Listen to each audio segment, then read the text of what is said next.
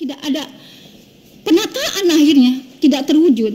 Nomor 3, Keputusan Menteri Pendayagunaan Aparatur Negara dan Reformasi Birokrasi nomor 348 tahun 2024 tentang mekanisme seleksi P3K berdasarkan skala prioritas.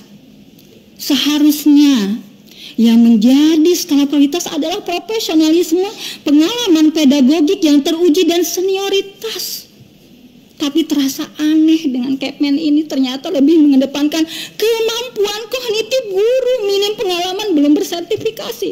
Tentu kami yang sudah senior ini tidak bisa dong bersaing dengan guru-guru yang baru lulus kuliah. Mereka belum banyak bebannya, karena kalau kami bebannya di rumah tangga segala macam, di sekolah dan lain-lainnya. Yang muda usia, yang baru lulus kuliah, mereka bebannya belum terlalu banyak dengan kami. Kami berbeda dengan organisasi guru lainnya, bukan untuk menuntut kesejahteraan, karena kami sudah mendapatkan TPG dari pemerintah dan kami sangat mensyukurinya. Kami bukan menuntut kenaikan TPG, tidak. Tapi menuntut agar nominalnya disesuaikan dengan masa kerja kami, yang sebenarnya dihitung sesuai tahun berjalan. Jangan sampai kami sudah mengabdi lebih dari 20 tahun, tapi yang diakui hanya 4 tahun. Ini kemana yang 16 tahun lebihnya? Kenapa dianggap goib? Jika ada rencana kenaikan TPG, maka utamakan besarannya sesuai senioritas, tanpa ada perbedaan nominal antara PNS dan non-PNS. Jadi aneh kalau kemarin disinggung di pidato Hari Guru Nasional atau yang disampaikan oleh Bapak Menteri Abdul Muti itu benar-benar belum memenuhi rasa keadilan bagi kami, karena ada perbedaan nominal antara PNS dan non-PNS.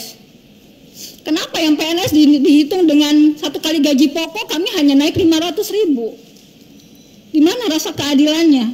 Dan itu akan terus mencederai hati guru, terutama yang swasta.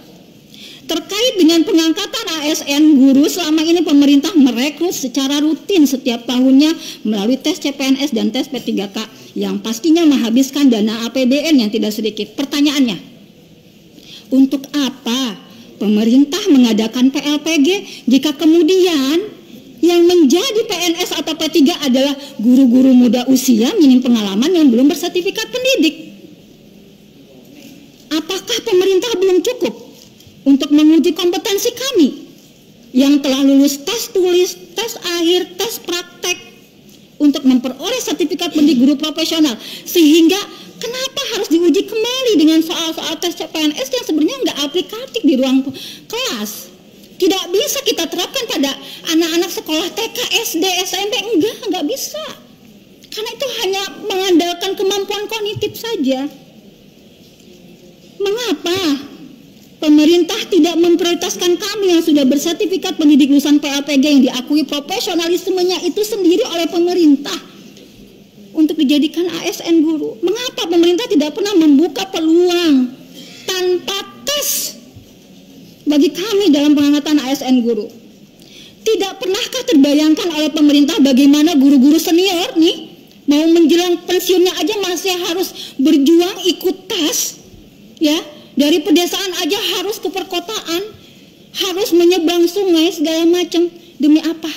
Demi sebuah status ASN, karena ingin memperbaiki nasib kehidupannya. Kenapa pemerintah tidak memperhatikan hal seperti itu? Kok tidak ada perasaannya gitu loh? Guru-guru yang sudah menjelang pensiun masih harus ikut tes.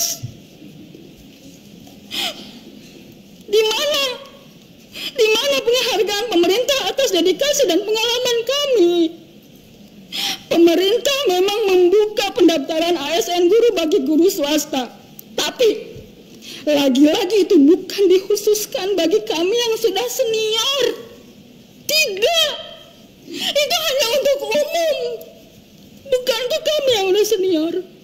Mana janji Presiden Prabowo yang ingin memberikan penghargaan sebesar-besarnya kepada jasa-jasa guru yang kepada kami yang sudah lebih tersertifikasi? Kami ini sudah lebih tersertifikasi dibandingkan PPG. Bukankah salah satu syarat dalam jenjang karir selalu mempertimbangkan lama masa kerja sebagai bukti dedikasinya?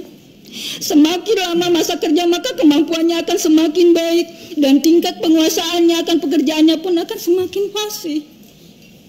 Dalam Undang-Undang Sistem Pendidikan Nasional tahun 2003 catat disebutkan bahwa guru mempunyai hak untuk memperoleh promosi dan penghargaan berdasarkan apa? Pengalamannya.